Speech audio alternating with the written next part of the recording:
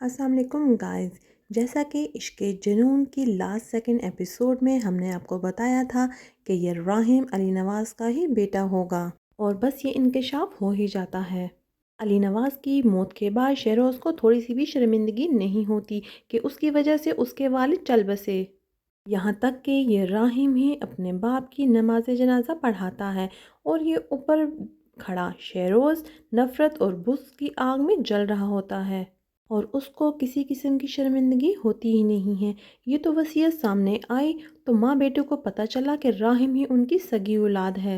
आसिया बेगम तो अभी भी अपने बेटे का ही साथ देती हैं। पुलिस गिरफ्तार करके भी लेगी, लेकिन आसिया बेगम अपने भाई के आगे हाथ जोड़ लेती हैं मदद के लिए। लेकिन फारूक मियाँ ने तो बड़े अच्छे अंदाज में मदद करने से इनकार कर दिया। यहाँ पे आफिया बेगम की तो मैं ही ख़त्म नहीं हो रही।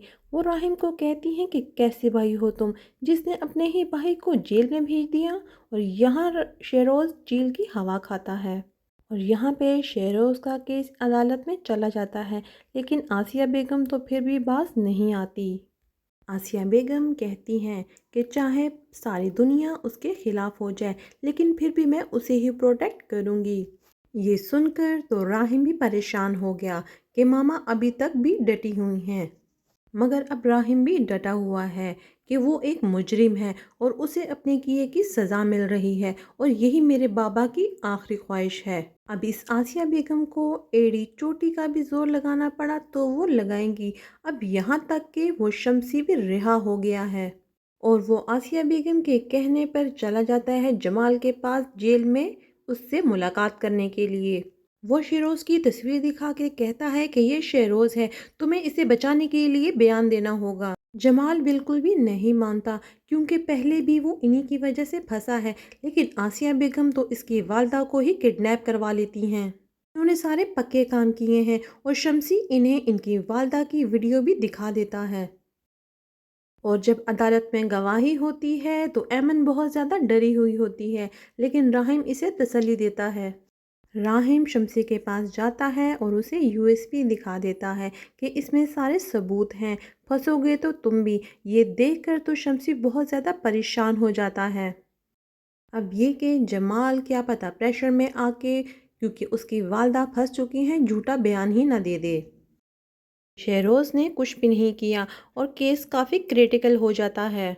फिर अगली पेशी पर इस केस को डाल दिया गया। फिर यहाँ ऐमन के बयान देने की बारी आती है। ऐमन शेरोज़ के सामने खड़ी होकर बोल देती है कि यहाँ पे जो सच बोलता है वो फंस जाता है और जो झूठ बोलता है वो बाइज़्ज़त बरी हो जाता है। कि उसने यहाँ से भागना था और दूर गेट पर खड़ी उसकी वालदा जो इसकी हरकत देख के परेशान हो जाती हैं। वो सोचती हैं कि इसको बचाने के लिए मैं क्या कुछ नहीं कर रही हूँ और इस हरकत के बाद तो ये खुद ही मुजरिम साबित हो जाएगा। शेरोज़ जिसे सिर्फ अपनी ही पड़ी हुई होती है, अब क्या पता गेट पर खड़ी वालदा को ही गन पॉइंट पर रख कर फरार होने के लिए इस्तेमाल करे। पिस्तौल उन पर तान दे और कहे कि मुझे यहाँ से फरार होने दो वरना मैं इन्हें मार दूंगा। ये देखकर तो आसिया बेगम हक्की बक्की रह जाएंगी कि इसको बचाने के लिए मैंने क्या कुछ नहीं किया और ये मुझे ही मार देगा। अब हो सकता है गाइस के ड्रामे में ट्विस्ट तब आए जब शेरोज से चीना चप्पी में गलती से गोली उस यही होगा इस माँ का अंजाम जिसने गलत बात को गलत नहीं कहा, अपने बेटे को गलत बात पर भी प्रोटेक्ट किया और इसका अंजाम भी इसी के बेटे के हाथों लिखा हुआ होना चाहिए। ये तो हमने प्रिडिक्शन की है। आगे देखने के लिए देखते रहें viral videos. Please like share and subscribe. Thank you so much for watching this video.